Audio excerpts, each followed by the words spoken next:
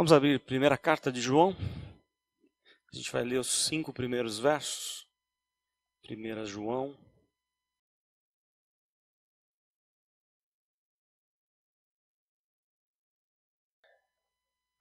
Lá no finalzinho da Bíblia.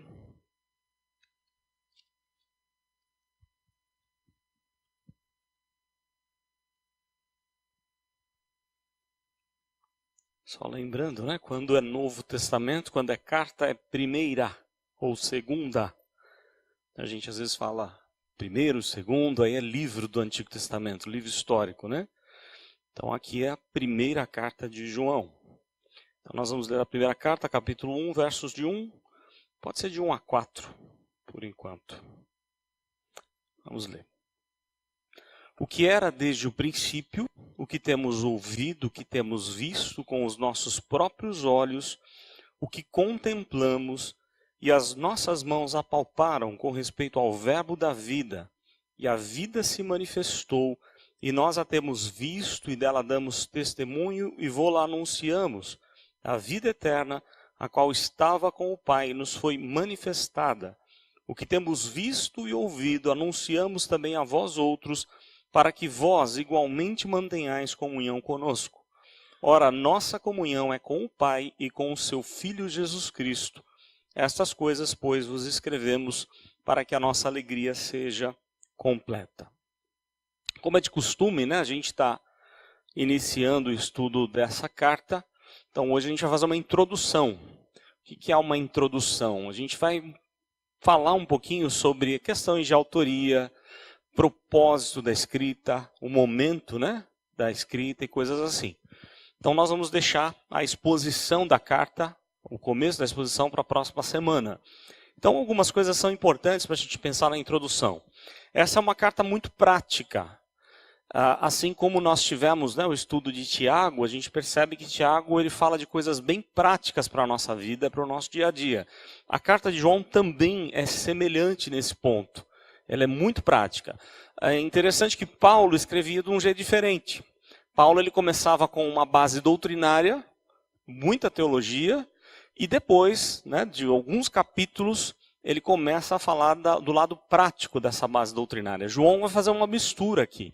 Ele não segue a linha de Paulo, ele vai misturar a teologia com o lado prático da teologia, porque ambas as coisas têm que andar junto. Aliás, quanto mais você conhece de teologia, quanto mais você conhece sobre Deus, sobre a palavra de Deus, mais o lado prático da sua vida tem que ser de acordo com a palavra do Senhor. Então essa carta ela é muito prática e a gente precisa estudar com muita oração, humildade e quebrantamento. Porque ela vai falar de algumas coisas bastante relevantes, porque o que João vai fazer aqui na carta, ele vai colocar alguns testes para a gente. Um teste para a gente perceber, né, em que ponto nós estamos na fé, na relação com Deus. Será que a gente realmente está na presença do Senhor, caminhando com o Senhor? Será que as pessoas ao nosso redor, a gente pode falar delas, né, de irmãos queridos nossos, realmente dando provas de que são crentes do Senhor Jesus? Então essa é uma das cartas que você consegue perceber quais as características dos filhos de Deus. E quais as características daqueles que são até falsos profetas, como são chamados aqui nessa carta por anticristos. Então, ela tem vários testes, mas ao aplicar esses testes, a gente tem que tomar muito cuidado com o julgamento, porque a gente é muito bom para julgar, não é? E a gente primeiro precisa olhar para nós, para a nossa vida, antes de apontar para o erro dos outros. Então, vamos olhar todos primeiro, né, cada um olhe para a sua própria vida. Os testes, eles podem ser feitos, eles devem ser feitos, né? Você pode avaliar alguém partindo dos testes que João coloca aqui. Eles são necessários, mas a gente precisa aplicar com muito cuidado, com compaixão e com oração para com aquele que cai. Assim como é possível que alguém ou algum de nós ou nós mesmos venhamos a cair. Então a gente tem que ter muita misericórdia, muita graça de todos, né? Há uma importância muito grande que é defendida por João com relação à pureza doutrinária. João vai bater muito na tecla da ideia da pureza doutrinária, do conhecimento do ensino da palavra de Deus. Doutrina é ensino, ou o principal ensino, a base do ensino bíblico ou da fé cristã. Então esse é um dos pontos mais importantes dessa carta que João vai passar para a gente. Questões de autoria, para a gente poder entender um pouco o que estava na cabeça do autor, né? Somente Hebreus e 1 João não vão falar sobre um prefácio com relação ao autor. Essas duas cartas, você não tem como saber por elas mesmas quem escreveu. Hebreus há uma série de possibilidades, alguns chegam a dizer que é Paulo, é muito difícil ser Paulo se você começar a estudar bastante, ler todos os grandes estudiosos, mas tem que ser alguém ligado a Paulo. Aí chegaram a pensar, a cogitar em Priscila, mas não pode ser uma mulher por conta dos pronomes usados ali. Então é muito provável que seja Barnabé, mas há uma série de discussões e ninguém chega com exatidão no autor. Diferente de 1 João. É possível defender, né, quem é o autor, mesmo ele não colocando aqui o seu nome, mesmo ele não falando quem é. A outra carta, a segunda carta, ele vai citar a questão, o nome João. Mas essa daqui não tem. Mas a gente pode defender que seja o apóstolo João por algumas razões aqui importantes, tá? Apesar dele não se identificar, ele mostra ou demonstra que ele tem a sua marca do apostolado. Qual que era a marca de um apóstolo? Aliás, a gente vive num contexto bem complicado hoje em dia. As pessoas se intitulando apóstolo. Se fosse assim, se alguém hoje é um apóstolo como Paulo era, como João era e outros mais, então você tem que escrever, você pega lá no finalzinho da sua Bíblia e continua a escrever aquilo que o apóstolo está dizendo ou pregando. Porque o que o apóstolo falava, ele falava em nome de Deus, é a palavra de Deus sendo instruída por meio dele ou sendo ensinada por meio dele. Não é isso, a gente sabe que não, os apóstolos, eles ficaram lá naquele tempo. Né? O último apóstolo foi o apóstolo Paulo. Ele recebe o chamado do apostolado de uma forma diferente dos demais. As pessoas confundem o dom do apostolado com o ofício do apóstolo. Esse é o grande problema. O dom do apostolado é aquilo que Paulo muitas vezes fazia, abrindo igrejas, indo para diversos lugares, abrindo igrejas, organizando igrejas e deixando gente ali responsável. Então nós poderíamos dizer hoje, né, os missionários, alguns deles têm o dom do apostolado. Eles abriam ou abrem igrejas e deixam essas igrejas sob responsabilidade de presbíteros, diáconos ou pastores. Mas o apóstolo é diferente. Para ser um apóstolo, existiam características importantes. E uma delas é ser testemunha de tudo aquilo que Jesus fez. Testemunha ocular, de ter visto o que Jesus fez.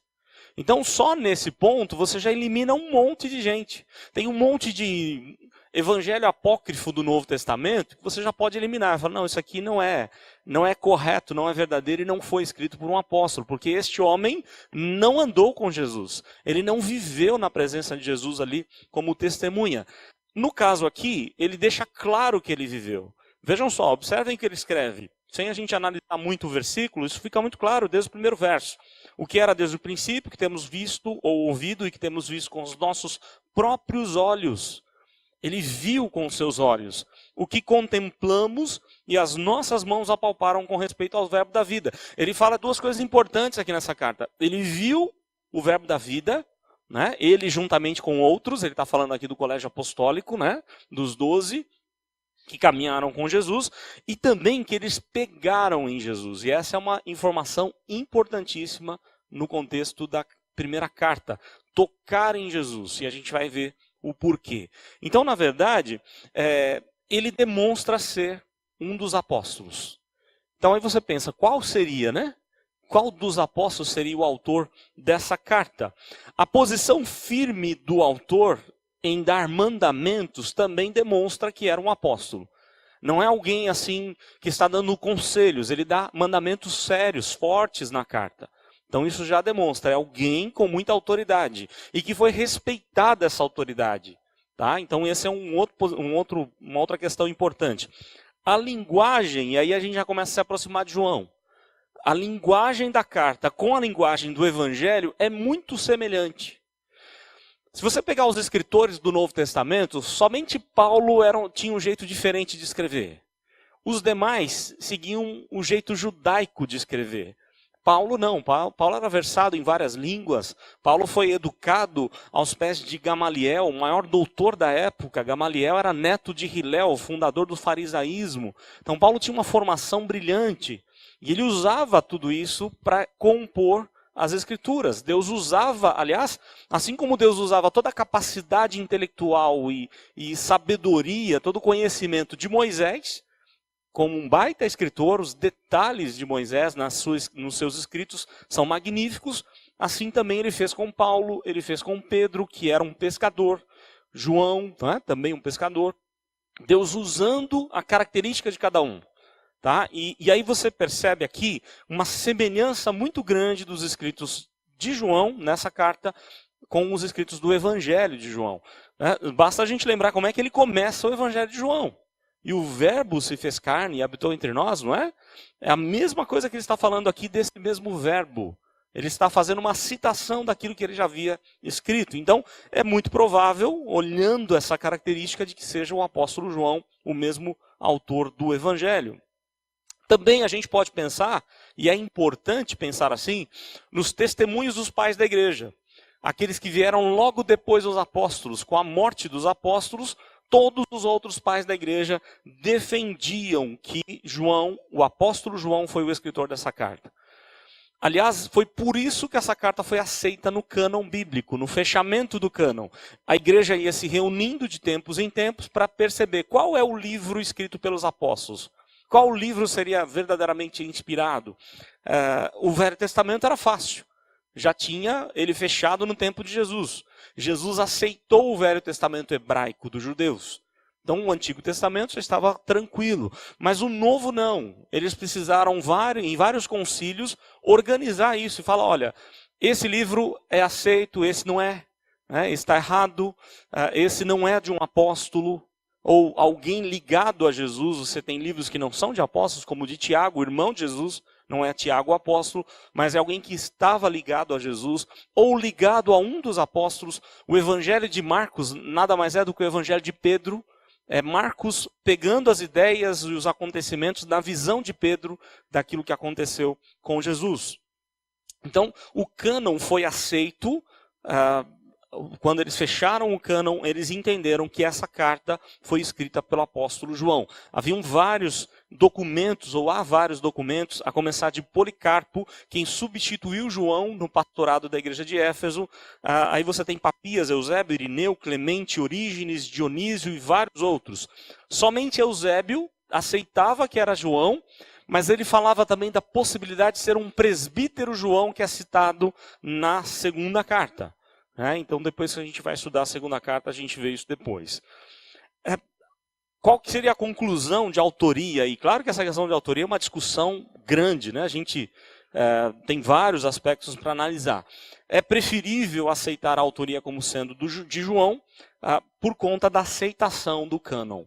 Dificilmente uma outra pessoa, se fosse de uma outra pessoa, esse livro teria sido aceito no cânon bíblico, mas ele foi prontamente aceito, e aí a gente já reconhece, era de um apóstolo. E se é para escolher um apóstolo, pela semelhança com o Evangelho de João, pelo tempo da escrita, porque o assunto que ele fala aqui não é muito cedo, não é algo muito novo na caminhada da igreja. Por exemplo, Paulo e Pedro morrem no ano 60, na década de 60. Não pode ser na década de 60, ou antes disso. Um dos primeiros livros a ser escrito, o Evangelho de Marcos. Tiago também, um dos primeiros livros. Mas não pode ser nessa época, porque um assunto doutrinário que ele vai tratar aqui não existia naquela época. Era no fim do século, do primeiro século, e que se fortaleceu no segundo século, que é o que a gente vai ver daqui a pouco sobre o gnosticismo ou protognosticismo. Então, eu creio, diante de várias questões, que João, o apóstolo, é o escritor dessa carta. O destinatário, para quem que ele escreve então? O texto é endereçado a judeus de diversas igrejas. Aliás, essa carta, assim como a carta aos Gálatas, foi endereçado aos crentes da Galácia, várias igrejas da Galácia, da região da Galácia. Aqui, João pastoreava as igrejas da Ásia Menor. As igrejas do Apocalipse, as famosas igrejas do Apocalipse, Ali são citadas 7, mas tem mais algumas igrejas além daquelas 7. E João era pastor ali de Éfeso, a partir de Éfeso ele cuidava de outras igrejas também. Então é muito provável que ele endereça essa carta, ele está destinando a carta a várias igrejas e a carta deveria ser lida em diversas igrejas. Não somente para uma igreja específica, mas para diversas igrejas, as tão famosas conhecidas como igrejas do Apocalipse. A data, provavelmente escrita e circulada no fim do primeiro século. Se o Evangelho de João ele foi datado, e quando a gente estudar o Evangelho de João a gente vai ver isso, por que ele é datado nessa data? Ele é datado entre os anos 80 e 90, na era cristã, então essa carta deve ser logo depois do ano 90. Porque ele faz citações do Evangelho de João, então não pode ser antes, não faria sentido. Ele coloca de uma forma que a igreja conhecia já o Evangelho. Né? A igreja ia lembrar de textos do Evangelho que ele havia escrito. Então é muito provável que tenha sido escrito a partir do ano 90 ou de 90 a 95. João ele vai desenvolver alguns temas do Evangelho e os pais da igreja também atestam que no segundo século, a doutrina que ele vai combater aqui, no ano 110, ou a partir do ano 110, essa doutrina já está bem devastada na vida da igreja. Então esse protognosticismo que João está citando, essa preocupação dele, a partir do ano 110, já era moda na vida da igreja e estava trazendo problemas sérios para a igreja. Então teria que ser antes do ano 110. Entende-se que João morreu por volta do ano 96. Apocalipse deve ter sido escrito no ano 95. Então, essa carta provavelmente foi escrita entre 90 a 94, 90 a 95. Com qual momento, né? Qual era a ocasião, o propósito da escrita de João? É interessante aqui porque as cartas do Novo Testamento, elas não são tratados teológicos. Vamos pegar Romanos. De repente você pensa assim, Romanos é um baita tratado teológico. É verdade que é. Aliás, é o melhor já escrito, né? Se você quer aprender teologia, você tem que aprender Romanos. É impressionante como Paulo foi profundo na teologia, no ensinamento da principal doutrina bíblica, da doutrina da salvação. Mas havia um propósito de Paulo para escrever. Ele não escreveu para ser um tratado teológico. Ele escreveu para pedir o apoio da igreja de Roma e pregar o evangelho na Espanha. Então, olha só, ele vai fazer uma defesa do evangelho, da importância de pregar o evangelho, porque o evangelho é salvação para todo aquele que crê. E ele fala assim para a igreja, lá no final do capítulo, lá no capítulo 16, que ele queria, da parte da igreja de Roma, um apoio para pregar o evangelho em outros lugares que ainda o evangelho não tinha chegado. Então, ele não escreve com propósitos teológicos, como um tratado teológico. Da mesma forma aqui, né? O que João vai fazer não é um tratado teológico, mas uma teologia aplicada para o dia a dia, para a vida da igreja. E é uma carta, sem dúvida alguma, muito prática. Aliás, essa é uma regra importante de interpretação bíblica. A gente, quando se aproxima de um texto qualquer, mesmo que não seja bíblico, a gente tem que entender o momento da cultura da época, o momento histórico da época, aquilo que fez o autor escrever. Qual era o motivo, as motivações da escrita. E quando a gente se aproxima de textos bíblicos, isso fica muito melhor para a compreensão do Evangelho. Por exemplo, por que foi escrito os 5 primeiros livros do Pentateuco, né? Os 5 primeiros livros da Bíblia? Porque eles passaram muito tempo no Egito, 400 anos de Egito, impregnou-se a mente deles com ideias erradas, idólatras, lá dos egípcios. Então Moisés tem que mostrar para eles não são criaturas daqueles ídolos, eles são criaturas de um Deus, que é Senhor absoluto, que é o Criador. E foram parar lá no Egito, naquela história da venda de José, não é? Que a gente sabe bem. Então, há um propósito para tirar o povo da idolatria e para mostrar que foi Deus quem os tirou da idolatria e os levou para a terra prometida. Mesma coisa, Marcos foi escrito num momento de terrível perseguição contra a igreja. Na época em que Pedro e Paulo estão sendo perseguidos e mortos, presos e mortos pelo imperador Nero. Cada um dos livros tem um propósito de escrita. Por isso que Marcos é o evangelho da ação, para mostrar Jesus faz milagres, Jesus está no poder. Não temam, continuem crendo no Senhor Jesus. É o propósito principal de Marcos ao escrever seu evangelho. João tem um propósito também. E o propósito dele é fazer testes para comprovar quem é verdadeiro e quem não é. Quem é o falso profeta, quem não é. né? A verdade e o erro. Então ele vai indicar aqui quem são os falsos profetas, né? E eu queria que a gente lesse alguns textos agora da carta, capítulo 2. Ele vai falar como o falso profeta, o falso profeta nega que Jesus é o Cristo. Então olha lá, capítulo 2, versos 22 e 23. Quem é o mentiroso? Capítulo 2, versículos 22 e 23. Quem é o mentiroso, senão aquele que nega que Jesus é o Cristo? Este é o anticristo, o que nega o Pai e o Filho. Todo aquele que nega o Filho, esse não tem o Pai. Aquele que confessa o Filho, tem igualmente o Pai. Então olha só, ele está dizendo que quem nega Jesus, o Cristo, esse é mentiroso. E ele chama de anticristo. Eu queria chamar a atenção, porque esse é um tema, talvez um dos mais polêmicos da teologia ou das igrejas, né? Aliás, está passando aí uma novela, Apocalipse, numa visão totalmente dispensacionalista. Eu discordo totalmente daquela visão. Porque quando você pensa que precisa acontecer alguma coisa para Jesus voltar, precisa reconstruir um templo, precisa chegar um anticristo, precisa chegar isso ou aquilo, está marcando o dia da vinda de Jesus. E não é isso que a Bíblia diz. A Bíblia diz que muitos anticristos já existiam, e João está citando isso. No seu tempo, havia muitos anticristos. E ele chama aqueles falsos profetas de anticristos. A gente não precisa esperar uma época em que um anticristo vai aparecer, porque ele sempre esteve presente. Anticristo é aquele que quer tomar o lugar de Jesus ou ir contra Jesus. Então, na verdade, há muita confusão nessa questão escatológica na doutrina dos últimos tempos, e é uma doutrina ensinada pelo próprio Satanás. Por quê? Quando começar a sumir pessoas, né? O arrebatamento secreto da igreja, que não tem isso na Bíblia. A Bíblia fala de um arrebatamento na volta de Jesus. A igreja é arrebatada quando Jesus voltar e já é o juízo final. Já para de existir o tempo cronológico. Por isso que nós não sabemos quanto tempo vai durar esse período da volta de Jesus, ele descendo do céu junto com os anjos, né, junto com aqueles que já estão mortos em Cristo. A ressurreição dos corpos, tanto de crentes quanto incrédulos, vai acontecer no mesmo momento. A igreja vai ser arrebatada no mesmo momento. Quanto tempo vai durar? Não sei, porque não tem mais relógio, acabou. Acabou o Cronos para entrar na fase da eternidade. Então não é aquela ideia que muitos falam, a igreja vai ser arrebatada em secreto, para ficar 7 anos lá gozando de bênçãos celestiais, uma festa no céu. Não tem isso na Bíblia. E é a doutrina mais defendida entre muitos evangélicos. Qual que é a ideia? A ideia é muito simples. Satanás ele criou algumas teorias que veio à tona principalmente por um homem chamado Scofield, que nem teologia fez e fez uma Bíblia anotada, uma Bíblia com anotações, né? E esse homem, ele inventou uma teologia diabólica. Não inventou, ele pegou de alguns outros também. Mas diabólica por quê?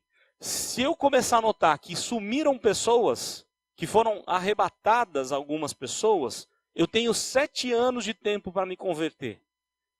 A salvação então seria pelas obras. O Espírito Santo vai estar com Cristo lá no céu e com os santos gozando. Sem o Espírito Santo aqui na terra não tem conversão, é ele que faz a obra da regeneração. Então é uma série de erros que estão sendo ensinados sem base bíblica. E um dos é o anticristo. João deixa claro, há muitos anticristos entre nós. Ele vai falar em alguns lugares da carta. Quem são os anticristos? Aqueles que negam que Jesus é o Cristo. Aí ele fala também que negam que Jesus vem em carne. Olha o capítulo 4, versos 2 e 3. Capítulo 4, 2 e 3. Nisto reconheceis o Espírito de Deus. Todo o Espírito que confessa que Jesus Cristo veio em carne é de Deus. E todo o Espírito que não confessa a Jesus não procede de Deus. Pelo contrário, este é o Espírito do anticristo, a respeito do qual tendes ouvido e que vem e presentemente já está no mundo.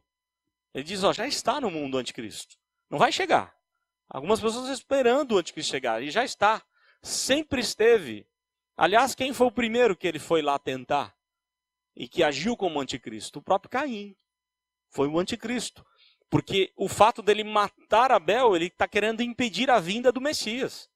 Ele está querendo impedir que o Messias, o Cristo, viesse da descendência da mulher, conforme promessa de Gênesis 3,15. Então o anticristo sempre esteve presente e sempre vai estar, porque é todo aquele que vai contra a Jesus. esses homens, eles eram pregadores, aqui na época de João, eram pregadores ambulantes. Aristóteles criou esse estilo de pregação, um pregador ambulante, alguém que é chamado de peripatético, que sai por todo lado pregando algumas ideias. E essas ideias estavam trazendo problemas sérios para a vida da igreja, vários problemas para a vida da igreja. O maior falso ensino da época e que João quer combater é o chamado protognosticismo.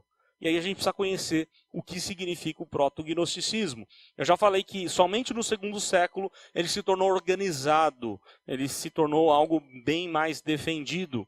E, basicamente, de uma forma bem resumida, o protognosticismo defendia que o espírito era bom e o corpo era ruim. Uma visão platônica, ou que vai partir de alguns filósofos gregos, mas que vai se desenvolver por uma ideia de conhecimento. Por isso, gnosis, conhecimento, tá? A gente vai ver um pouquinho sobre isso daqui a pouquinho. Eles defendiam, então, que a alma deveria fugir da prisão. Qual é a prisão? O corpo. Então, todo ser humano está aprisionado no seu corpo. Olha só a ideia. Isso influenciou terrivelmente a vida da igreja. Porque a partir do ano 300, 400, surgem os monastérios. Qual era a ideia dos monges? Eu preciso me flagelar, eu preciso machucar o meu corpo para agradar a Deus. Então eu vou pegar o chicote, eu vou me bater, eu vou sair pelo deserto, eu vou andar ajoelhado para me machucar, e aquelas tais promessas que são feitas. Eu vou passar dias e dias sem comer.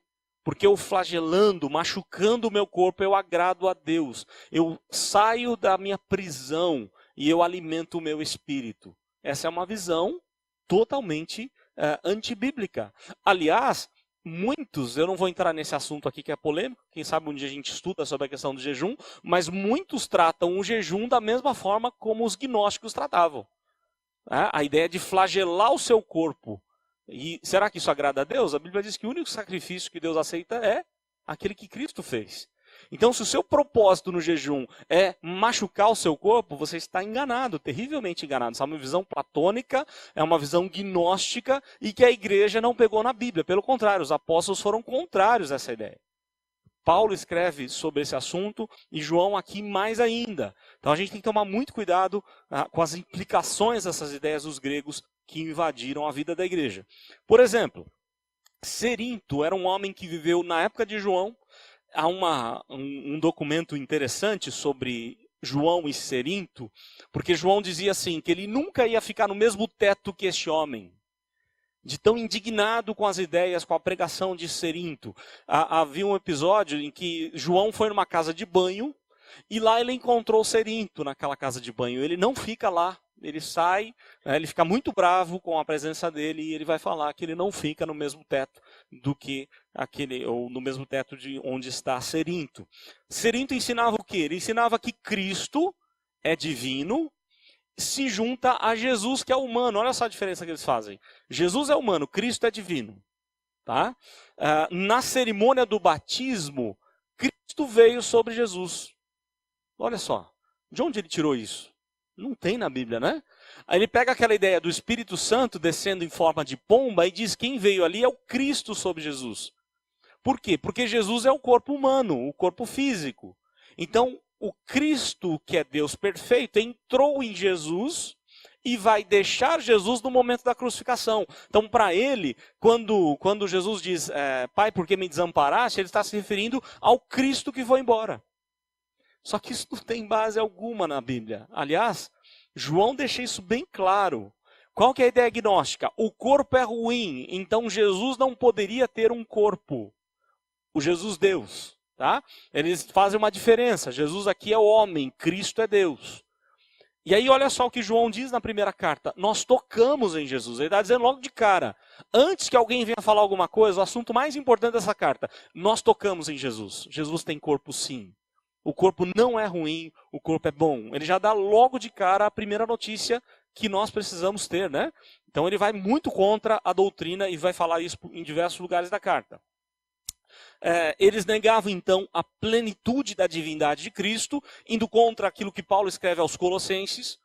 para que nós não andemos em filosofias e vãs sutilezas, porque em Cristo habita corporalmente toda a plenitude da divindade. Você pega lá, Colossenses 2, de 8 a 10, ele deixa isso muito claro. Em Cristo habita corporalmente toda a plenitude. Ele tem toda a essência da divindade no seu próprio corpo. Ele é 100% homem, é 100% Deus. E aqui os gnósticos faziam essa diferença. Não, Jesus é homem, Cristo é Deus. E o Cristo Deus abandonou Jesus lá no momento da cruz. Os gnósticos defendiam então que não há nada de errado em ter uma vida de pecado. Por quê? Ué, qual o problema? Se o pecado é no corpo, eu posso pecar à vontade. Olha que ideia boa. Aliás, tem algumas religiões agindo assim, né? Tem religiões, por exemplo, que agem nessa linha. Você pode ter relacionamento com várias mulheres, por exemplo. Você pode se casar com várias mulheres. Né? Por quê? Porque qual o problema? Não tem problema nenhum. Agora, João deixa isso bem claro, que está errado. Né? O pecado... Ele coloca assim, né? Pecado se resume ao que é material e físico. O que ele está indo contra aqui é essa ideia do antinomianismo. O que é o antinomianismo? É você não aceitar a lei. Você já deve ter ouvido algumas pessoas dizer assim, Antigo Testamento é lei, Novo é graça. Alguém já ouviu falar assim? Está errado. Antigo Testamento é graça, Novo Testamento é graça. É só graça de Deus. É o tempo inteiro graça. Nunca foi pela lei a salvação, sempre foi pela graça. No entanto, a graça te leva a cumprir a lei, a desejar a lei. A graça tira de você a depravação total. E, claro, você não vai deixar de ter a sua natureza depravada, mas agora é parcial, não é mais total. Agora você ama a lei. Às vezes você não vai conseguir cumprir, mas você ama a lei, porque você foi alcançado pela graça. Então, não é essa ideia de, eu vou fazer o que eu quero da minha vida. Eu sou autônomo, eu não preciso de lei. Agora é só graça. Então a gente tem vários líderes religiosos, vários pastores até evangélicos, pegando essa mesma linha. Eu posso fazer o que eu quiser, porque eu posso viver pela graça. Deus não liga para o corpo. O corpo não agrada a Deus. Eu tenho que cuidar do meu espírito apenas. Esse é um problema muito sério. Eu posso pecar à vontade, porque o importante é a minha vida espiritual. Eu fiz uma citação aqui, que talvez confunda na hora que você, de repente, vai ler. Eu coloco aqui, no reino de Deus, não existe pessoa física ou pessoa jurídica. Eu estava ouvindo um pastor pregando, fazendo uma palestra, e ele defende essa tese. De que ele, como pastor, era uma palestra para pastores, ele defende que não, que o pastor tem que entender que há o pastor pessoa física, o pastor pessoa jurídica. É engano dele. O pastor é pastor onde quer que ele esteja. Se ele está tomando banho, ele é pastor. Se ele está dentro da sua casa, ele é pastor. Se ele está jogando bola, ele é pastor. Assim como todos nós devemos ser os mesmos. Tá, tudo bem, de repente você pode falar assim, eu sou empresário lá na minha empresa, né? E lá em casa eu não sou empresário. Mas qual a diferença? Lá em sua empresa você age de um jeito, na sua casa você age de outro? Não é isso que a Bíblia ensina, você tem que ser o mesmo em todo lugar. Então não existe isso de pessoa jurídica ou pessoa física. Todos nós somos servos de Deus em todo e qualquer lugar. Não pode haver esse dualismo. Esse dualismo começa muito antes, lá no tempo da Babilônia, com os Zoroastro Zaratustra, e vem caminhando entre os gregos e invade a igreja, como a igreja pensando assim, existe o secular e o sagrado, o profano e o sagrado. Como se na terra alguma coisa fosse do diabo. Tudo é de Deus, ele é Senhor absoluto de todas as coisas. E eu tenho que encarar as coisas dessa forma. O trabalho é tão sagrado como um trabalho de evangelização aqui na igreja. O meu estudo lá na faculdade é tão importante do que um culto na casa do Senhor. Tudo é de Deus, tudo glorifica a Deus, ou deveria ser assim. Essa é a cosmovisão reformada. O gnosticismo, eu vou colocar aqui algumas coisas importantes, algumas referências para os irmãos entenderem, baseado num historiador, Francisco Leonardo. E o Francisco Leonardo foi muito feliz da forma como ele expõe a ideia gnóstica, tá? Para você entender um pouquinho. Gnosis, a palavra gnosis, apontava para um conhecimento secreto que daria salvação a alguém, salvação à alma de alguém. Quanto mais você conhecer, mais você estaria próximo da salvação. Era essa a ideia gnóstica. O homem, ele seria um espírito encarcerado na matéria, o homem está preso na matéria, no seu corpo, e através do conhecimento ele alcança a liberdade. Né? o espírito do homem pode escapar por meio da meditação, do êxtase e da mortificação. Quando você olha essas ideias que estão penetrando aqui na vida da igreja, e que penetraram fortemente no 2º século, elas já estavam presentes nas diversas religiões antes de Cristo. No budismo, por exemplo. No espiritismo, por exemplo. Você tem vários movimentos religiosos defendendo essas teses. Então vejam só a igreja aprendendo errado, né? Andando de forma errada. E o apóstolo João endurecendo quanto a esse tipo de pregação. Deus, segundo o gnóstico, é uma bacia transbordante, que ele chama de pleroma. Tá? Uma das encarnações de Deus, que ele chama de demiurgo, criou a terra. E assim, a partir dali, os espíritos ficam encarcerados no corpo, na matéria. Os espíritos estão limitados à criação. Tá? O que acontece segundo os gnósticos? O Eon Supremo, o Deus Supremo, que é o Logos, que é Cristo, ele traz o conhecimento para o homem voltar a Deus. Então, na cabeça desses homens, apenas conhecer te faz o quê? Voltar para Deus. A obra de Cristo na cruz nem importa. Importa o conhecimento que ele te dá. Se ele morreu na cruz ou não, se ele ressuscitou ou não, se ele era homem enquanto ali estava e ele era Deus. Nada disso importa, importa o conhecimento que está sendo dado por meio desse Cristo, do Logos. Com esse conhecimento, eles falam que há diferença entre homens. Eles chamam aí dos materialistas, os ílicos, materialistas que não têm progresso algum. Eles chamam de psíquicos, aqueles que já subiram um degrau, e aqueles que têm um pouquinho mais de conhecimento, os pneumáticos, que esses sim alcançarão a salvação. Quando você olha para essa defesa dos gnósticos, do conhecimento gnóstico, isso aqui está muito semelhante a espiritismo. Espiritismo kardecista, por exemplo. Aliás, no Cefoc, eu dava uma matéria de seitas, e eu lembro que para fazer essa matéria, essa aula específica sobre espiritismo, eu li o livro de Kardec, O que é Espiritismo. E é muito interessante, porque eu coloquei uma tabelinha, né? Aquilo que Kardec defendia e ao lado aquilo que a Bíblia diz. Uma tabelinha para os alunos. E eu lembro claramente das ideias de Kardec, umas ideias assim que você fala, por que as pessoas creem numa bobagem dessa? Por exemplo, ele dizendo assim, os espíritos, há espíritos de todo tipo. A ideia da reencarnação é que o espírito volta a essa terra para se purificar, para melhorar. Não é isso? É a defesa do espiritismo. E ele diz assim, há espíritos de todo tipo. Há aqueles que são enganadores, burlões, como aqueles que são muito educados, muito cultos, já estão progredidos ou progrediram bastante. Aí eu lembro que na tabela eu colocava ao lado assim, se há espírito enganador, como é que você vai crer? Se fosse possível consultar um espírito de um morto, que a gente sabe que não é o espírito do morto que aparece ali, mas é o próprio Satanás enganando, né? Mas se fosse possível consultar um espírito de um morto, como é que você vai acreditar nesse espírito se você não sabe se ele é burlão, enganador? Se ele está em progresso ou se ele não tem progresso algum? Vejam que é uma ideia que veio sendo desenvolvida a partir dos gregos, a partir dos próprios gnósticos, fazendo essa diferença. Há espíritos mais desenvolvidos, né, mais libertos porque têm conhecimento, e aqueles que não têm.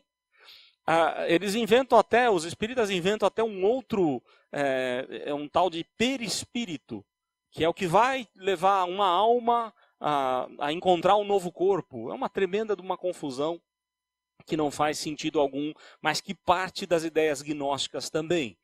Para o gnosticismo, então, o espírito seria santo, a matéria seria má, então Jesus não podia ter um corpo. Para começar, Jesus não pode ter corpo. Aí João diz, nós tocamos em Jesus. Ele discorda totalmente, nós tocamos em Jesus. Nós vimos e tocamos nele. Né? Se espírito é idêntico com santidade e matéria com pecado, aí o Francisco Leonardo, eu coloquei em aspas aqui, o Francisco Leonardo coloca assim, se espírito é idêntico com santidade e matéria com pecado, quantos gramas pesa o diabo? E aí ele mesmo responde, ele não pesa nada, porque ele é o espírito e pai dessa mentira. Vejam só, o espírito do diabo, né? Ele não tem matéria. Então se a matéria é ruim e o espírito é bom, então Satanás é bom. E não é isso, Satanás é ruim. Ele é o autor dessa mentira terrível. Da outra questão, os gnósticos defendiam que todo homem tem a divindade, ele só precisa se libertar disso através do conhecimento. Ele é divino, ele precisa de conhecimento para ele perceber essa presença divina que ele tem. Essa é uma outra mentira que Satanás coloca no coração de Adão e Eva. Se você comer do fruto, você vai ser igual a Deus. Nós não somos iguais a Deus, nós nunca seremos. Somos apenas imagem e semelhança de Deus. Deus é único, Deus é Senhor absoluto. Satanás que quis tomar o lugar de Deus e Adão e Eva entrou na conversa dele e quis também tomar o lugar de Deus ou quis ser como Deus. Estou terminando aqui para falar um pouco dos líderes do gnosticismo. São dois grandes líderes que surgiram aí do gnosticismo. Basílides e Valentino. Eu vou citar rapidamente aqui. A diferença entre eles é o seguinte: Basílides defendia aquilo que Cerinto defendia. Jesus veio, o Cristo veio em Jesus. O Cristo Deus veio em Jesus lá no batismo e abandona Jesus na crucificação. Tá? Então quem morre é o pecador Jesus, o homem pecador Jesus. Ele defende isso mesmo. Jesus ali está como homem pecador, ele tem corpo, então o corpo é pecado. Tá? E o Cristo vai embora na hora da crucificação. Totalmente engano da parte dele, né? E o Valentino, ele já dizia, não, Jesus não tinha corpo. Era uma aparência de corpo humano. E aí vai surgir uma doutrina chamada docetismo, defendida por outros, que é aquilo que parece um corpo, mas não é. É um corpo diferente, é um corpo espiritual, não é um corpo físico como o nosso. E João vai contra essas ideias dos gnósticos, totalmente ou radicalmente contra. Ele pega pesado com esses caras diversas vezes. Ele vai voltar nesse assunto diversas vezes na carta. O conteúdo da escrita. E aí nós vamos terminar por aqui, porque aqui é importante, que é o lado prático da carta, né? E eu queria que nós lêssemos aí, quem sabe, alguns textos aqui. Conteúdo da escrita. Qual que é a ideia? Ele vai dar testes para a gente. Como que você identifica aquele que é de Deus, aquele que não é, aquele que está pregando a verdade de Deus, aquele que está pregando uma mentira? São basicamente 3 testes. O teste de uma vida santa, o teste de um amor ao irmão, que é o teste social, e o teste doutrinário, o conhecimento verdadeiro, correto sobre Jesus. Sobre o ensinamento, né? O ensinamento correto sobre Jesus. Então o teste de uma vida santa, qual que é a ideia de João? Se o corpo é ruim, olha a implicação disso. Eu faço o que eu quero com o meu corpo. Eu não preciso viver em santidade. Então eu vou pecar à vontade, eu vou usar drogas, eu vou fazer o que eu quiser com o meu corpo. É uma ideia que para muitos foi interessante. Eu vivo do jeito que eu quiser. Porque Deus não está preocupado com o corpo, Deus está preocupado com o meu espírito. Esse é o ensinamento bíblico? Não, Paulo já tinha deixado claro na primeira carta aos Coríntios que o corpo é templo de habitação do Espírito de Deus. E que nós precisamos viver em santidade, ou buscar a santidade no nosso corpo. A Bíblia, em diversos lugares, ela fala sobre esse ensinamento. Então ele vai falar do teste de uma vida santa. Lembram o que ele diz lá no primeiro capítulo? Aquele que disser que não tem pecado é mentiroso. Mas nós temos que fazer o quê? Se confessarmos os nossos pecados, ele é fiel e justo para nos perdoar e nos purificar de toda a injustiça. Ou seja, a santidade no nosso corpo, ela é importante sim, e João vai falar disso em diversos lugares, no primeiro capítulo, no segundo, em 2 lugares, no terceiro, em 2 lugares, ele vai voltar nesse assunto da santidade do corpo, da importância do teste moral de uma vida séria e correta diante de Deus. O teste do amor ao irmão, que é o teste social, porque qual que era a ideia? Se o corpo é ruim e eu vejo alguém passar necessidade, que passe. Melhor para ele. Olha só que ideia.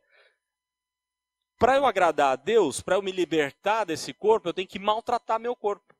Porque o corpo é ruim. Então, se tem alguém passando necessidade, deixa passar. Eu não ajudo. Eu não amo o suficiente para ajudar. E aí Paulo vai escrever dizendo que jamais. Ele vai falar aqui no capítulo 3 que o amor tem que ser de verdade, não apenas de língua. Não apenas falado, você tem que demonstrar que ama. Por quê? Porque o corpo é bom sim. Vejam as implicações que isso trazia para a vida da igreja. E o teste sobre a pessoa de Jesus, aquele texto que a gente acabou de ler, onde ele fala, capítulo 4, versos 2 e 3. Nisto reconheceis o Espírito de Deus. Todo espírito que confessa que Jesus Cristo veio em carne é de Deus. Ou seja, se você crê e confessa que Jesus veio em carne, então aí sim é um pensamento certo. Mas o falso profeta, né, todo o espírito que não confessa Jesus não procede de Deus, pelo contrário, este é espírito do anticristo, a respeito do qual tendes ouvido que vem e presentemente já está no mundo. Basicamente o que João vai fazer na sua carta é falar desses 3 testes. Ele vai voltar diversas vezes. Esse último teste está no capítulo 2, no capítulo 4, em alguns lugares do capítulo 5. Ele, em diversos momentos da carta, ele vai aplicar esses testes e vai ensinar a gente a fazer isso. Você quer perceber se uma doutrina está certa ou está errada? Presta atenção naquilo que ele vai falar. Né? Se alguém é realmente filho de Deus ou não, claramente você consegue perceber naquilo que ele vai ensinar aqui na carta. A gente tem, e eu termino falando aqui um pouquinho, a gente tem, por exemplo, entre os pregadores da atualidade, alguém que tem batido pesado nessa tecla, de fazer testes para saber se realmente é de Deus ou se não é. E eu estou me referindo aqui a Paul Washer. Alguns acham Paul Washer muito radical, né? Eu lembro que num grupo de WhatsApp da mocidade, há anos atrás, alguém postou alguns trechos da pregação de Paul Washer e uns ficaram indignados, porque onde já se viu, o cara está sendo radical demais. Aí eu expliquei para eles, se você pegar e isolar um sermão dele, realmente você vai entender que é radical demais. Quando você ouve todo o sermão, você compreende aquilo que ele está defendendo e de uma maneira muito correta. Porque a defesa dele é que muitos estão na igreja achando-se crentes, quando na verdade não tem nada de crente. Então você tem que fazer uma avaliação, né? Primeiro, a começar da sua própria vida. Olha para essa carta, para os ensinamentos que a gente vai aprender daqui a pouco, né? A partir das outras semanas, e você, por isso que eu falei, né? Com muita oração diante de Deus, com muita humildade diante de Deus para reconhecer, poxa, a minha atitude aqui não está sendo correta. Em uma ou outra área da minha vida eu preciso melhorar. Eu preciso mudar, porque se eu não me preocupo em mudar, em melhorar, ou em obedecer a palavra de Deus, é sinal de que eu ainda não fui alcançado pela graça. Então é algo muito sério para a gente avaliar primeiro a nossa própria vida, mas também para a gente poder ter uma base para julgar aquilo que é certo, aquilo que é errado. Então fica o desafio para a gente nas próximas semanas aprender aí alguns ensinamentos da carta. Eu ainda não sei como eu vou dividir a carta, tem muitos assuntos ricos aqui, talvez alguns capítulos não vai dar para expor no mesmo dia, a gente talvez tenha que dividir as perícopes, as passagens, os parágrafos importantes, mas isso a gente vê depois, mas o importante é a gente aprender mais um livro da palavra de Deus.